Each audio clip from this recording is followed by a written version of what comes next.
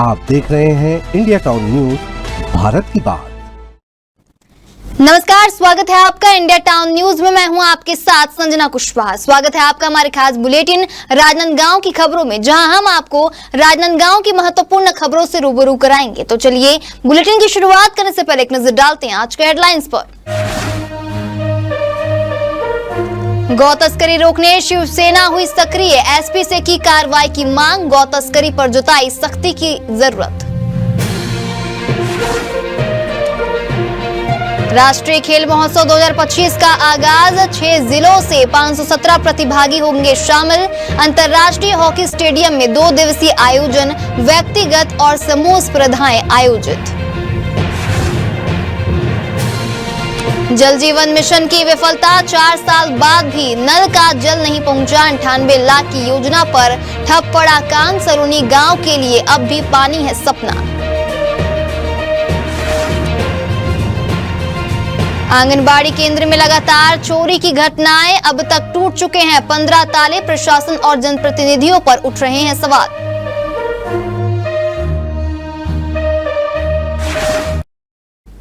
चलिए बढ़ते हैं खबरों की ओर। राजनांदगांव के मोतीपुर से चंद्रमौलेश्वर बाबा महाकाल की भव्य यात्रा बड़े ही धूमधाम और आस्था के साथ निकली, जहां महाकाल की पालकी को भक्तों ने श्रद्धा के साथ सजाया और पूरे क्षेत्र में भक्ति का उत्सव जैसा माहौल बना रहा। यह यात्रा नवागांव से प्रारंभ होकर विभिन्न स्थानों से होते हुए आगे बढ़ी। जहां जहां से पालकी गुजरी, वहां भक्तों ने पुष्प वर्षा और भजनों के साथ बाबा का स्वागत किया।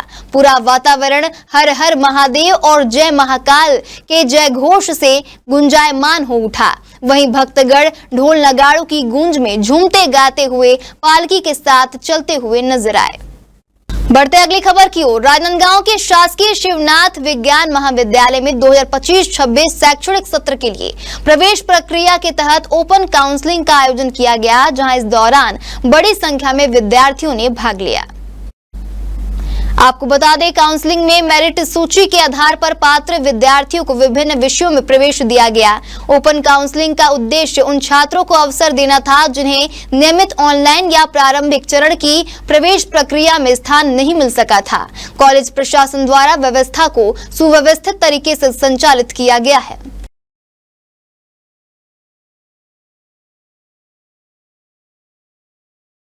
आज हमने 3 लिस्ट जारी हुई थी कॉलेज में, और मेरिट के हिसाब से तीनों लिस्ट जारी हुई थी, लेकिन उसके बाद भी कुछ रिक्त सीटें थी जिसके लिए हमने ओपन काउंसलिंग रखवाया था। और क्योंकि आप लोग सब जानते हैं कि पूरी पारदर्शिता के साथ और मेरिट लिस्ट के आधार पर हमें यहाँ पे एडमिशन देना था।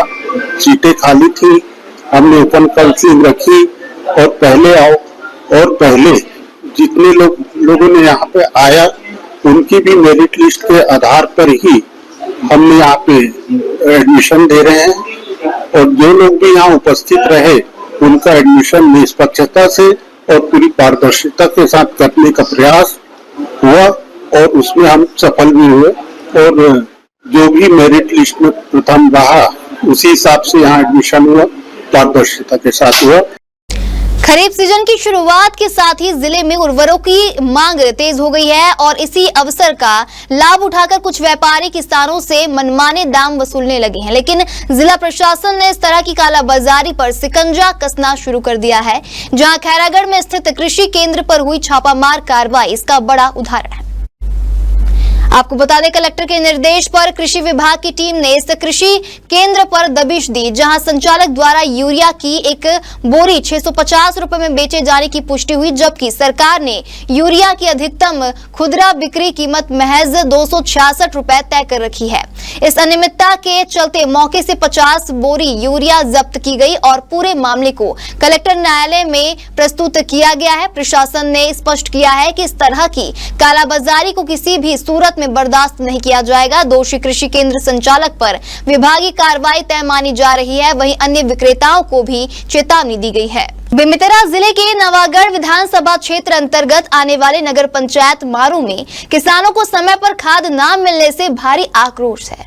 आपको बता दें, इस मुद्दे पर किसानों ने समिति प्रबंधक प्रकाश साहू और उनके कर्मचारियों पर भेदभाव और मनमानी के गंभीर आरोप लगाए हैं। किसानों का दावा है कि जिन्होंने हाल ही में परमिट कटवाए हैं उन्हें पहले ही खाद मुहैया करवा दिया गया, लेकिन पुराने परमिट धारक किसान अब भी खाद के इंतजार में हैं। किसानों ने आरोप लगाया है कि समिति में पहले आओ पहले पाओ की जगह अभी आओ अभी ले जाओ जैसी व्यवस्था लागू कर दी गई है। इससे पुराने किसान ठगे जा रहे हैं और फसल की बुआई पर गंभीर असर पड़ रहा है। कई बार किसानों ने प्रबंधक प्रकाश साहू से शिकायत की, लेकिन हर बार उन्हें गोलमोल जवाब देकर टाल दिया गया है। किसानों ने आशंका जताई है कि अगर परमिटों की जांच की जाए तो इसमें बड़े घोटाले का खुलासा हो सकता है। समस्या डीएपी खाद के है, यूरिया के है। लगभग 3 महीना हो गए खाद कटे, लेकिन आज तक मिले नहीं है। जो 8 दिन 15 दिन पहले कटवाए हुए टोकन मिली भगत करके पूरा बांट दे गए।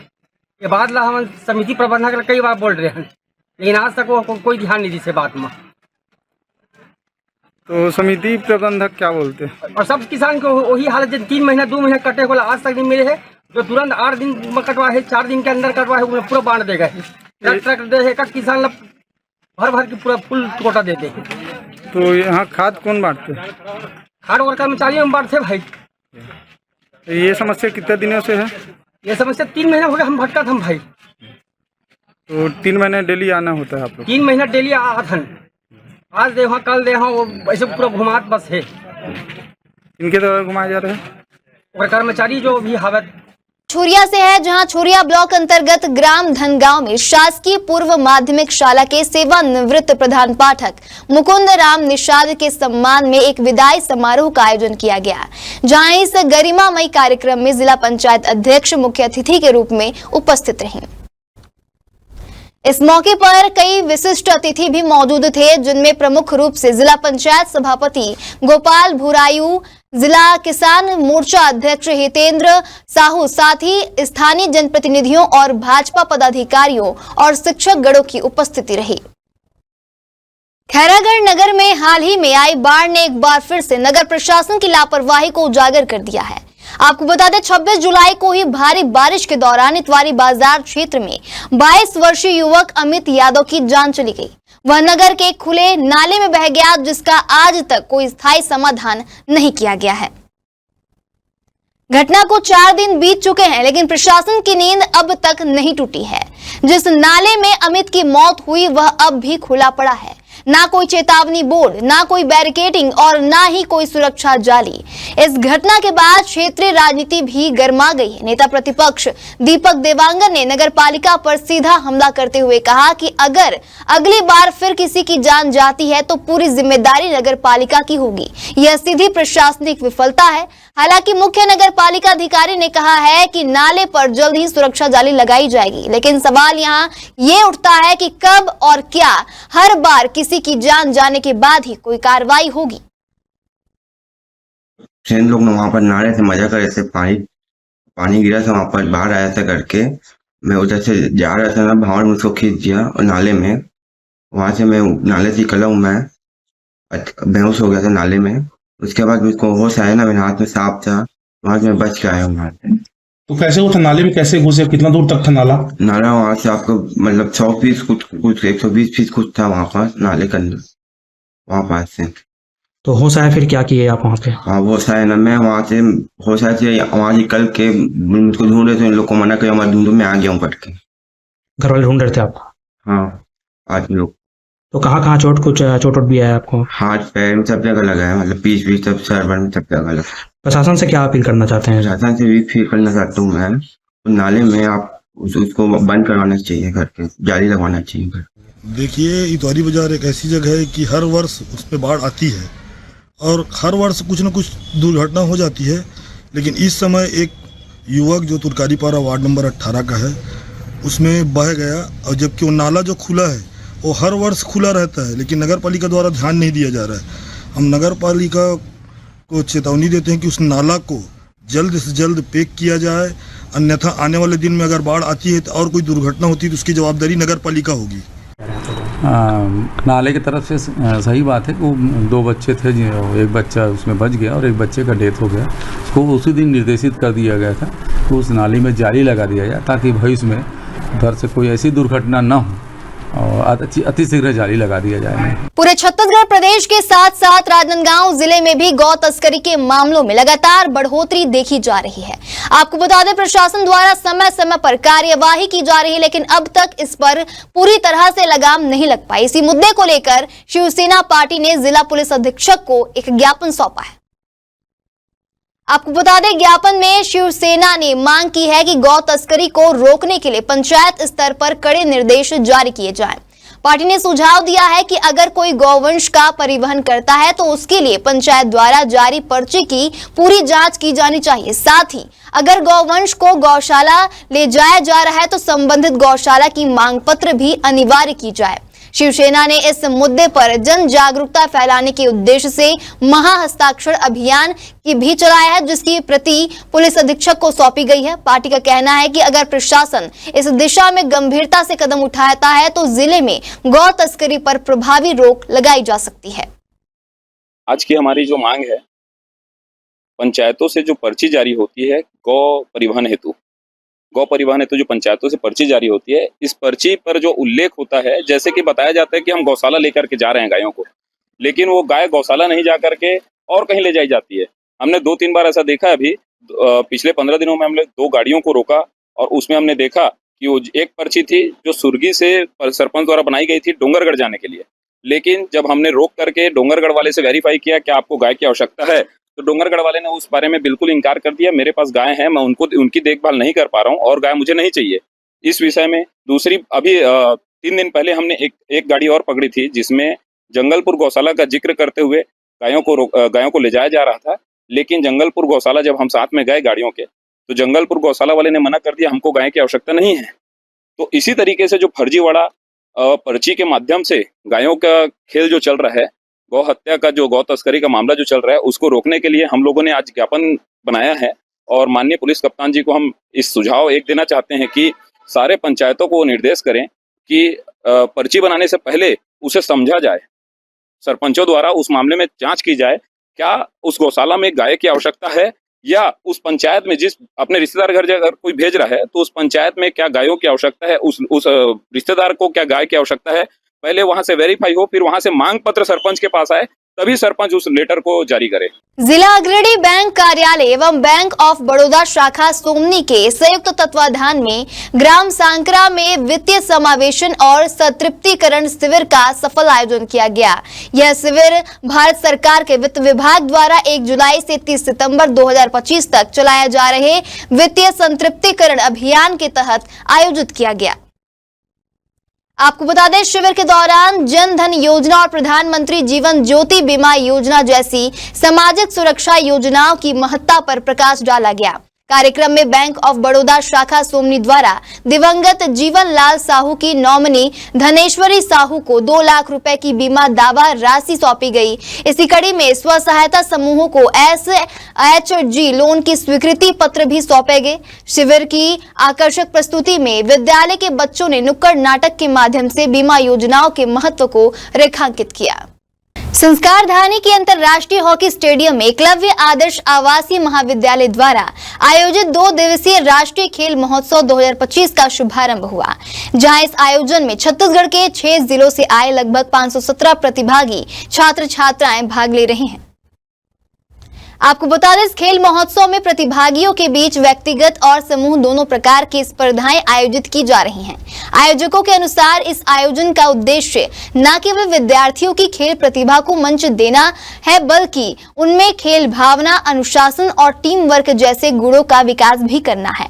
शुभारंभ अवसर पर जिले के कई गणमान्य उपस्थित रहे। आयोजकों ने बताया कि प्रतियोगिताएं 2 दिनों तक चलेंगी, जिसमें कबड्डी, खो खो और वॉलीबॉल जैसी विभिन्न स्पर्धाएं शामिल हैं।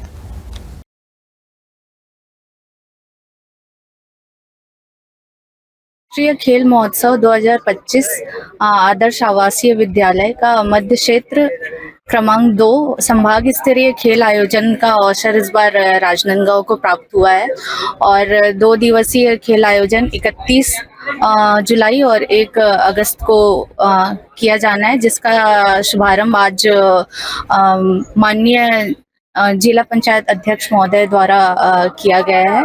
और इस 2 दिवसीय खेल आयोजन में हमारे 6 जिले सम्मिलित हो रहे हैं: अमोला मानपुर, गरियाबंद, धमतरी, बालोद, राजनांदगांव और महासमुंद। राजनांदगांव के शहरी क्षेत्र में असामाजिक तत्वों का आतंक लगातार बढ़ता जा रहा है। इसका जीता जागता उदाहरण वार्ड नंबर 48 में स्थित आंगनबाड़ी केंद्र क्रमांक 2 है, जो कि भाजपा जिला अध्यक्ष कोमल सिंह राजपूत के घर से महज 200 मीटर की दूरी पर स्थित है। यह आए दिन असामाजिक गतिविधियों का केंद्र बना हुआ है। जानकारी के अनुसार इस आंगनबाड़ी केंद्र में अब तक करीब 15 बार ताले तोड़े जा चुके हैं। रात के समय यहां शराबियों और असामाजिक तत्वों का जमावड़ा रहता है, जो न सिर्फ ताले तोड़कर अंदर घुसते हैं बल्कि केंद्र में रखे जरूरी कागजातों को भी जला देते हैं। आंगनबाड़ी कार्यकर्ता के अनुसार पहले भी केंद्र से बच्चों के मनोरंजन के लिए लगाए गए टीवी की चोरी हो चुकी है, जिसकी आज तक कोई जानकारी नहीं मिल सकी। महिला एवं बाल विकास विभाग और पुलिस प्रशासन को इस संबंध में कई बार सूचना दी जा चुकी है, मगर अब तक कोई ठोस कार्रवाई नहीं की गई है। इस स्थिति को देखते हुए बच्चों की शिक्षा और पोषण के लिए बनाए गए इस केंद्र की सुरक्षा पर उठ रहे सवाल अब सरकार और प्रशासन की जवाबदेही तय करने लगे हैं। ये 2024 में जून में जब सुबेरे आंगनवाड़ी लगता था 7 से 11 बजे, तब भी जब मैं सुबह आंगनवाड़ी आती थी 7 बजे तो ताला टूटा, यानी ताला इधर उधर, यानी ताला नहीं मिलता था लेकिन टूटा था ताला, और सामान इधर उधर बिखरे रहते थे। रजिस्टर है, पेन है, कापी है, चावल है, चावल का कुंडी निकाल देते थे कभी कभी पूरा गोदरेज का इधर उधर ऐसे। तो फिर मैं क्या बोलते हैं मैडम लोग को फोन लगाई, तो जो हमारी सुपरवाइजर थी वो छुट्टी में थी, दूसरा मैडम थी प्रभार में, उनको बताई। फिर वो आई भी थी, फिर थाना में भी मैं थाना वाले को भी 108 को फोन लगाई, वो भी आए। मैं बोली ऐसा ऐसा बात है, वो लोग बोले कि हम लोग भेजते हैं थाना से किसी को और जांच पड़ताल करते हैं। फिर हम लोग दोनों सहायिका और कार्यकर्ता मैं गई, फिर बताए उन लोग को कि ऐसी ऐसी बात है, तो उन लोग रिपोर्ट दर्ज नहीं किए थे। फिर और दूसरा दिन आई तो फिर चोरी हुआ।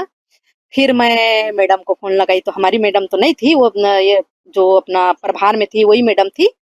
फिर उसके बाद में मैं कोमल राजपूत भैया को बोली कि देखो भैया ऐसे ऐसे क्या बोलते हैं हमारे आंगनवाड़ी में हो रहा है। हमारी रिपोर्ट लिखवाने गई तो रिपोर्ट भी नहीं लिखी। फिर वो बोले टीआईडी को कि वो नंदई से मैडम आई है आंगनवाड़ी कार्यकर्ता, उनका आप रिपोर्ट लिखिए, उनके आंगनवाड़ी में आए दिन ताला टूट रहे हैं, उनका रजिस्टर वो हो रहा है, आप लिखिए। फिर वो मैं वहाँ रिपोर्ट लिखवाई सहायिका के साथ में जाके, और उसका एक प्रति महिला बाल विकास में मैडम को दी और एक प्रति अपने पास में रखी। उसके बाद में कुछ दिन तक यानी बंद था, कुछ दिन तक 2 माह 3 माह, फिर उसके बाद 4 माह 6 माह के बाद फिर और वैसी ताला टूटना। तो कभी ताला को इधर उधर रख देते हैं, कभी नाले में फेंक देते हैं, कभी कहीं फेंक देते हैं। वक्त हो चुका है एक छोटे से ब्रेक का। जुड़े रहिए इंडिया टाउन न्यूज के साथ। अगर आपके बालों में दम हो तो ना बदलता मौसम, ना मोबाइल रेडिएशन और प्रदूषण, कुछ भी उन्हें नुकसान नहीं पहुंचा सकता है। Rukhsana shine herbal hair oil दे आपके स्कैल्प को वो गहराई वाला पोषण जो केमिकल शैम्पू और कंडीशनर कभी नहीं दे सकते। 100% शुद्ध जड़ी बूटियां, हर स्ट्रेंथ को दे ताकत, शाइन और नई लाइफ। आजकल के मोबाइल रेडिएशन और हवा में घुले जहरीले कण आपके बालों को साइलेंटली डैमेज कर रहे हैं, मगर रोजाना सिर्फ 5 मिनट में जेंटल मसाज बनाए बालों को इतना मजबूत कि ना झड़े, ना टूटे और ना थके। Because your hair deserve true healing. Rukhsana herbal beauty product Amazon, Meesho और फ्लिपकार्ट में भी उपलब्ध। ब्रेक के बाद स्वागत है आपका इंडिया टाउन न्यूज में। चले बढ़ते हैं खबरों की ओर। श्रद्धा और भक्ति की एक अद्भुत मिसाल पेश कर रहे हैं नासिक निवासी भिखू मनोहर लाल परदेसी, जो 6 जुलाई को नासिक से भगवान जगन्नाथ के दर्शन के लिए पदयात्रा पर निकले थे। आज उनकी यह पवित्र यात्रा राजनांदगांव पहुंची, जहां स्थानीय लोगों ने उनका स्वागत किया। आपको बता दें, भीखू परदेसी ने बताया कि उनके मन में अचानक भगवान के दर्शन की चाहत जागृत हुई, जिसके बाद बिना किसी बड़ी योजना के वे अपने मन की आवाज को सुनते हुए सीधे पैदल निकल पड़े और अब तक हजारों किलोमीटर की दूरी तय कर चुके हैं। इस पदयात्रा में वह प्रतिदिन कई किलोमीटर पैदल चलते हैं और रास्ते में साधारण भोजन करते हैं।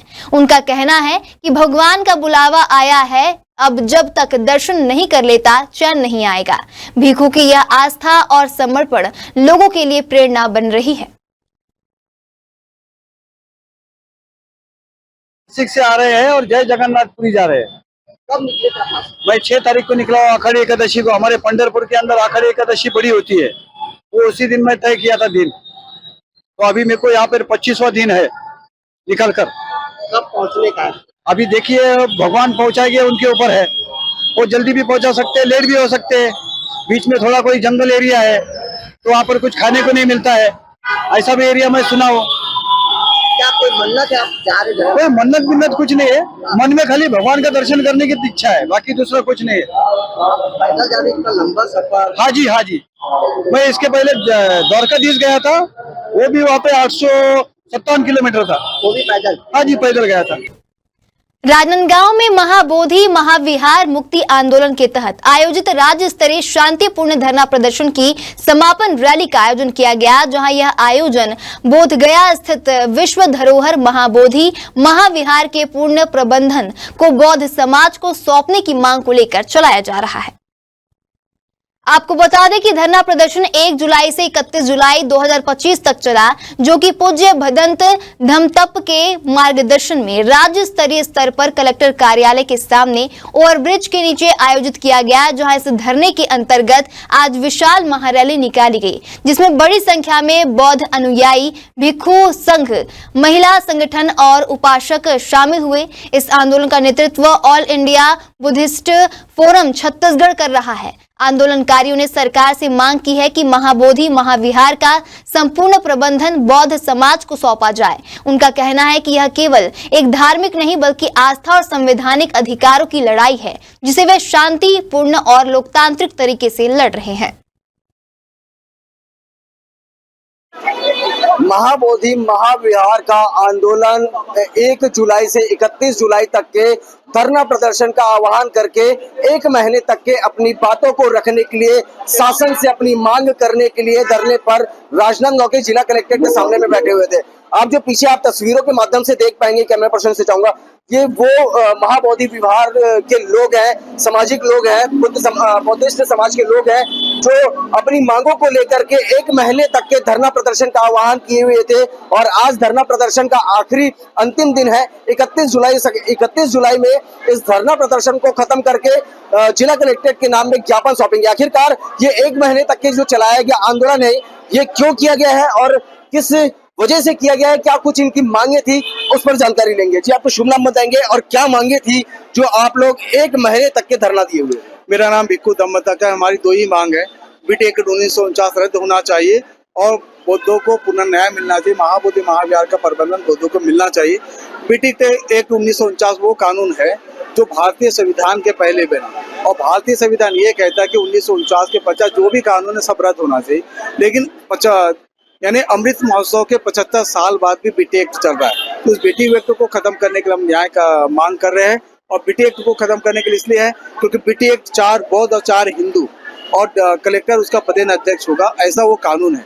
हम चाहते हैं कि उस कानून के बल पर जो हमारे साथ में अन्याय हो रहा है, महाबोधि महाविहार का प्रबंधन पूर्णतः बौद्धों को मिलना चाहिए, इसलिए हम अनवरत यहाँ लड़ाई लड़ रहे हैं। और हम आह्वान करें, आप देखो हजारों की संख्या में यहाँ धरने में शामिल है और आज स्त्री बौद्ध धरना आंदोलन यहाँ चल रहा है और अपनी अपनी हम बात रखेंगे और राज्य सरकार और केंद्र सरकार से मांग कर रहे हैं कि हमारी मांगों को मांगा जाए और पूर्णतः बौद्धों को न्याय सौंपा जाए। 1 महीने तक के आप लोगों का आंदोलन चला है, तो सरकार को अब आने वाले क्या चुनाव में भी इनको बहिष्कार करने का ऐसी कोई रणनीति चल रही है? देखिए, हमने तो यहाँ से पहले ही बहिष्कार कर दिया। जो हमारे साथ में खड़ा हुआ हमारा व्यक्ति, जो हमारे हक और अधिकारों के साथ में नहीं, वो हमारा व्यक्ति नहीं, वो कोई भी हो, मेरा बाप भी होगा तो मैं उसको बहिष्कार करता हूँ। तो नेताओं की बात छोड़ दीजिए आप। तो क्या अब ये माना जा सकता है कि आगे चल करके और भी आंदोलन उग्र हो सकते हैं? अगर हमारे यहाँ का अधिकार नहीं मिलेगा तो संवैधानिक तौर पर आंदोलन होगा। अगर संविधान हमें उग्र आंदोलन करने की आज़ादी देगा तो हम उग्र आंदोलन भी करेंगे। संविधान हमें शांतिपूर्ण ढंग से आंदोलन करने की आज़ादी देगा, हम शांतिपूर्ण ढंग से करेंगे। प्रबंधन मुद्दों को इनकी मांगों के लिए जो 2 सूत्री मांगे हैं, इनकी मांगों के लिए क्या कुछ सोचते हैं, क्या कुछ विचार करते हैं? आज ज्ञापन देने के लिए यहाँ पर सैकड़ों की तादाद में बौद्धिस्ट समाज के लोग आए हुए हैं। अब देखने का विषय तो ये रहेगा कि 1949 की पीटी एक्ट पर क्या कुछ अंकुश लगता है या क्या कुछ इनके पक्ष में कार्रवाई होती है। इस सारी खबरों पर मेरे साथ है बंटी, मैं Saurabh Tamrakar, India town news, Rajnandgaon. Khairagarh से 10 किलोमीटर दूर स्थित सलोनी गांव में जल जीवन मिशन के तहत करीब 98 लाख रुपए की लागत से पानी टंकी और पाइपलाइन बिछाने की योजना स्वीकृत हुई थी, लेकिन 4 साल बीतने के बावजूद भी गांव में नल से जल नहीं पहुंच पाया है। ग्रामीणों ने बताया कि टंकी तो बन गई है, लेकिन पाइपलाइन बिछाने का काम 2 वर्षों से रुका हुआ है। हालात यह है कि अब टंकी में सीपेज और दरारें भी आ चुके हैं, जिससे पानी की गुणवत्ता और मात्रा पर सवाल उठ रहे हैं। देखरेख के अभाव में टंकी की हालत खराब हो गई है। वहीं ग्रामीण कई बार शिकायत कर चुके हैं, लेकिन अभी तक कोई समाधान नहीं हुआ है। मामले में जनपद सदस्य ने ठेकेदार की लापरवाही को गंभीर बताते हुए उसकी ब्लैकलिस्टिंग के साथ ही कार्य जल्द पूरा कराने की मांग की है। वहीं जिला पंचायत सीईओ ने बताया कि पीएचई विभाग को निर्देशित किया गया है कि अधूरे कार्यों को नए ठेकेदार के माध्यम से शीघ्र पूरा किया जाए, ताकि गांव के लोगों को जल्द से जल्द नल का जल मिल सके। हम लोग जो भी है पानी गर्मी इतना मतलब समस्या रही से ओकर लिए हम निदान के लिए हमारा पीएचई जो बोर है, मतलब खेती बाड़ी के लिए जो बोर रखते हैं, खेत में कनेक्शन है, वहाँ से पाइप लाइन बिछा के हमारे जो समस्या ला दूर करें। पानी की बहुत ज़्यादा समस्या रही, सभी पानी हमारे लिए गर्मी में विकराल समस्या, वो चीज़ ला हम जो है बोर से कम 500 मीटर दूरी से हम कम से कम ला के पानी ले अपन पाइप लाइन जो पीएचई जो है ना बिछे हुए वो में कनेक्ट करके वो में फिर हम चलाएं, वो समस्या फिर हम ये करेंगे। बहुत ज़्यादा तकलीफ यहाँ पानी के समस्या बहुत ही है। और सोचें कि नल जल जो बने हुए थे अच्छा पानी टंकी योजना के अंतर्गत आयरी से वो कुछ नहीं, मतलब भ्रष्टाचार की भेंट चढ़ गई हो, कुछ नहीं से है। 2 साल से लगभग अपन के गांव में पानी टंकी अधिकारी बन सके। चलो आज हो जी कल हो जी, इस उम्मीद में विश्वास एक भरोसा से हमन रहे, लेकिन अभी देखा तो स्थिति लगी कहीं भी कुछ नहीं है, पूरा भ्रष्टाचार के भेंट गाँव में पानी टंकी में ना पानी टंकी बनाई तो ना एक बूंद पानी डाले है, जर्जर स्थिति में बनाए गए है और पानी भी टपकत है। और गांव में भी पानी के लिए पाइप पूर्ण तरह से नहीं बिछाए गए हैं और ना ही काकरो घर ला जोड़े गए हैं ठीक ढंग से, पूरा सब ऐसे। और कई जगह जोड़े ये करे हैं, पाइप में छेदा करे हैं तो वो इसने छोड़ दे है और जगह जगह टूट फूट हो गए हैं और उकर कारण घर में पानी भी नहीं जाए। गर्मी में बड़ी समस्या रही है और नया पाइपलाइन की विस्तार भी नहीं हो है ठीक ढंग से। बताओ, ग्राम पंचायत सलोनी में जो नल जल योजना के तहत जो पानी टंकी बना है वो लगभग 4 वर्षों से काम पूर्ण नहीं है और पाइपलाइन जो है गांव के अंदर कहीं नहीं बिछा है। और नल जल योजना में माननीय नरेंद्र मोदी जी का जो सपना था कि हर घर नल और नल कनेक्शन भी लगाने का सपना था शासन के द्वारा, वो भी कहीं नल दिखाई नहीं देता कि कहीं नल लगाया गया है। जो पुराना जो हमारे यहाँ 25-30 साल पहले पानी टंकी जो बना है और 30 साल पहले जो पाइपलाइन जो बिछा है गांव के अंदर वही ही है और उसी के से चल रहा है। और अभी हमारे यहाँ बहुत समस्या भी, गर्मी में बहुत ज़्यादा समस्या रहता है पानी का, इस समस्या से भी हम जूझ रहे हैं। और इस पानी टंकी जो नल जल योजना के तहत जो शासन का जो नियम है, आज हमारे गांव को किसी प्रकार का इससे सुविधा नहीं मिला है। अपना जल जीवन मिशन के तहत है हर गांव में मतलब जो जल जीवन मिशन में हर गांव हर घर व्यक्ति को 65 लीटर पानी देने की योजना के हिसाब से, पेयजल के हिसाब से हर घर में नल कनेक्शन देने के लिए योजना चल रही है, जिसके तहत उसमें 2-3 भाग होता है। टंकी बनती है और जहां सोर्स रहता है पानी का उसको कनेक्ट करके टंकी में पानी भरा जाता है और पानी है उसको घर घर तक पहुंचाया जाता है। तो इस प्रकार से 2-3 भाग होता है और अलग अलग ठेकेदार को उसमें टेंडर मिलता है। तो कुछ ठेकेदार ने अच्छा किया है, कुछ ने नहीं किया है और कई सारे गांव में ये दिक्कत आ रही है कि सारे का कोऑर्डिनेशन करके योजना को चालू किया जाए। और जैसे कि पानी का जैसे बता रहे हैं टंकी में सीपेज है तो उसको निश्चित ही पीएचई विभाग को उसमें निर्देशित किया जाएगा कि उसका सही से उसका जो भी है ट्रीटमेंट करें, क्योंकि बाद में आने वाले समय में जो भी जल जीवन मिशन का जो प्रोजेक्ट है ग्राम पंचायतों को हैंड ओवर होगा तो इसमें हमने ग्राम पंचायतों को निर्देशित किया है कि कोई भी योजना है उसका हैंडओवर लेने से पहले 6 महीने तक पूरा चला के देखें और उसके बाद ही उसको फिर हैंडओवर लिया जाएगा। तो पंचायत की तरफ से पूरी सावधानी बरत के हैंडओवर लिया जाएगा और पीएचई विभाग को जहाँ जहाँ भी कोई दिक्कत हो रही है उसके लिए निर्देशित किया जाए। कई जगह ठेकेदार हैं वो काम नहीं कर रहे हैं तो नोटिस अंतिम दिया जा चुका है। आने वाले समय में कार्य उनसे वापस लेके जो भी पेनल्टी करना है करते हुए आगे नए तरीके से उसमें निविदा प्रक्रिया करके कार्य को तेजी से करने का प्रयास किया जाएगा। सुशासन और शिक्षा के क्षेत्र में नए प्रयोगों की बात तो हो रही है, लेकिन जमीनी हकीकत कुछ और ही कह रही है। जी हां, चुया विकासखंड के ग्राम मोर कुटुंब में स्थित शासकीय मिडिल स्कूल का हालत बेहाल है। यहाँ स्कूल की छत से लगातार पानी टपक रहा है और खिड़कियों में बिजली का करंट दौड़ रहा है, जिससे बच्चों की सुरक्षा पर गंभीर खतरा मंडरा रहा है। आपको बता दें, स्कूल की दीवारों पर पानी के रिसाव के कारण न केवल दीवारें खराब हो रही हैं, बल्कि बच्चों की पढ़ाई भी प्रभावित हो रही है। स्कूल प्रशासन ने समस्या को अस्थायी समाधान करते हुए छत पर सफेद प्लास्टिक लगवाया, लेकिन बारिश के पानी का रिसाव रुका नहीं। स्कूल के बच्चों ने जब प्राचार्य को खिड़कियों में दौड़ रहे बिजली के करंट के बारे में बताया तो प्राचार्य ने सुरक्षा के लिहाज से बिजली की आपूर्ति बंद करवा दी। इसके बाद बच्चे बिना बिजली के ही स्कूल में पढ़ाई कर रहे हैं। इस संबंध में प्राचार्य ने बताया कि इस गंभीर स्थिति की सूचना बीआरसी को दे दी गई है, लेकिन अब तक कोई ठोस कार्रवाई नहीं हुई है। यह मामला शिक्षा के क्षेत्र में चल रही नीतियों और वास्तविकता के बीच की दूरी को दर्शाता है। जहां बच्चों की सुरक्षा और बेहतर शिक्षा के लिए प्रयास होने चाहिए, वहां इस तरह की अनदेखी चिंताजनक है।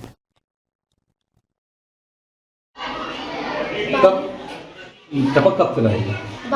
बारिश जो टपकता है तो ये देखा जा रहा है कि बहुत डैमेज भी दिख रहा है, तो इसके लिए अपने टीचर लोगों को जानकारी है कि नहीं बेटा इसके बारे में कुछ आगे किए नहीं किए ये ना?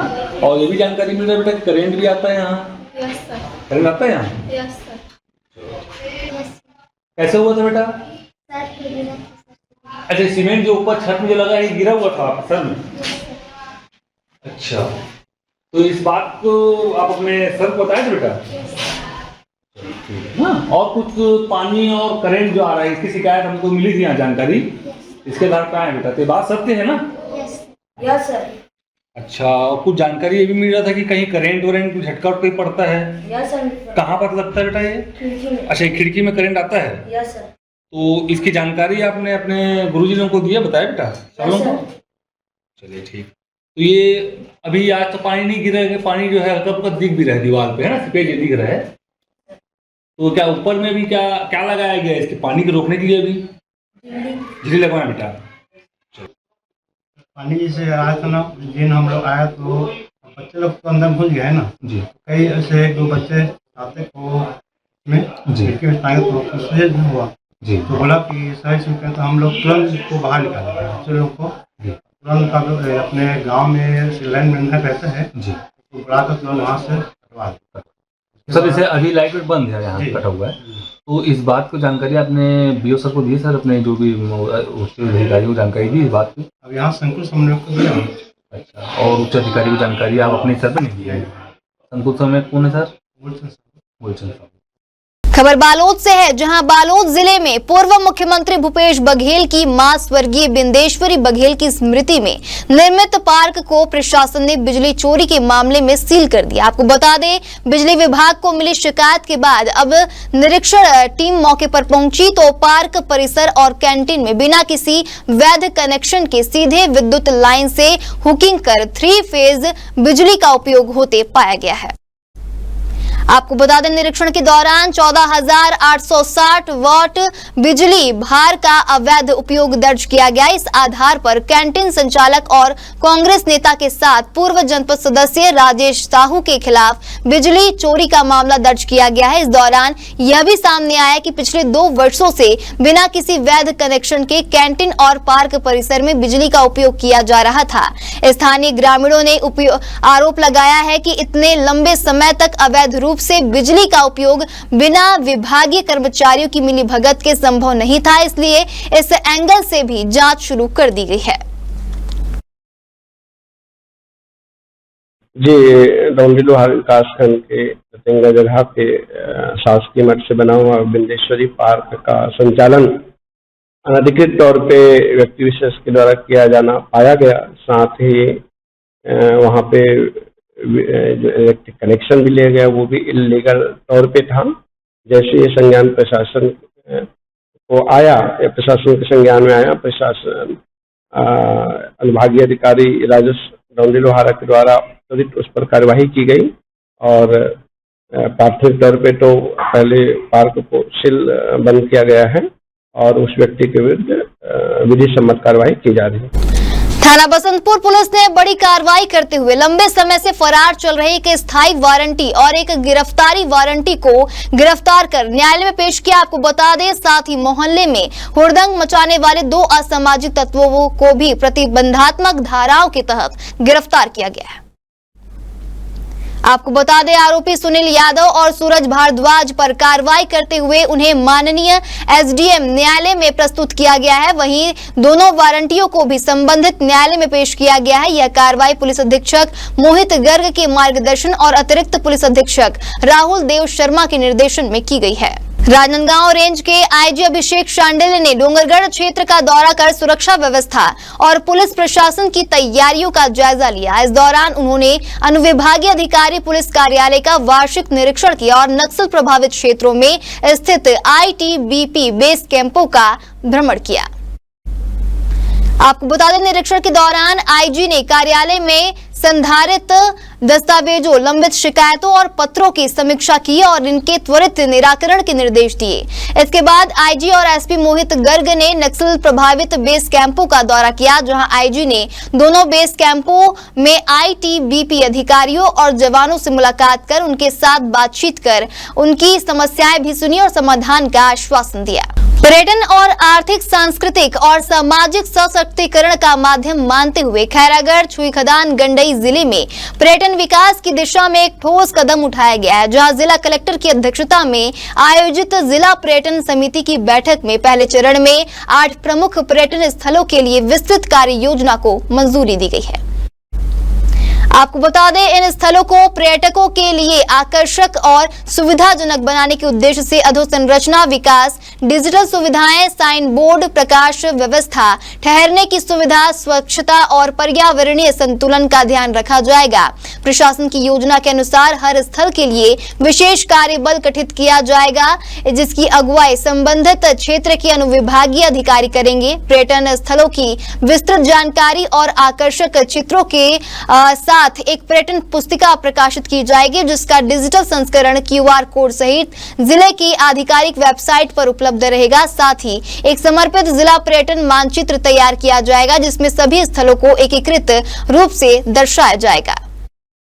पर्यटन के लिए मैं बताना चाहूँगा कि हमारा ज़िला है, जैसे कृषि के लिए बहुत अच्छा है, उसके साथ साथ पर्यटन और कला संस्कृति के लिए बहुत ही अच्छे यहाँ पर संसाधन और अपॉर्चुनिटी है। उसी को लेकर पूर्व में भी दिसंबर 2024 में जिला स्तरीय पर्यटन समिति की बैठक हुई थी। उसकी समीक्षा और आने वाले समय में प्रमुख जो पर्यटन स्थल हैं उसमें किस प्रकार से कार्य करना है और जिला के पर्यटन मैप और जानकारी तैयार की जानी है और आने वाले समय में कार्य योजना बनाकर कैसे कार्य करेंगे, इसको लेकर कलेक्टर साहब की अध्यक्षता में जिला पर्यटन समिति की बैठक आयोजित की गई थी। मैं इसमें कहना चाहूँगा कि जैसे राज्य शासन की ओर से जो विज़न 2047 बनाया गया है उसमें भी पर्यटन को बहुत जोर दिया गया है और साथ में जो भारत सरकार है, चाहे अपनी छत्तीसगढ़ सरकार ने भी पर्यटन को उद्योग का दर्जा दिया है, तो निश्चित ही आने वाले समय पर्यटन में काफ़ी सारा रोजगार है उसमें सृजित होगा। और साथ में हमारे जो नया ज़िला जैसे खैरागढ़, छुईखदान, गंडई बना, इसमें मैकल पर्वत और कई सारे झरने, पहाड़ और प्राकृतिक और ऐतिहासिक और उसके साथ साथ धार्मिक स्थल भी हैं। यूनिवर्सिटी हमारा जो बहुत ही फेमस। हमारे खास बुलेटिन राजनांदगांव की खबरों में फिलहाल इतना ही। तमाम खबरों के लिए बने रहिए इंडिया टाउन न्यूज के साथ। नमस्कार। आप देख रहे हैं इंडिया टाउन न्यूज, भारत की बात।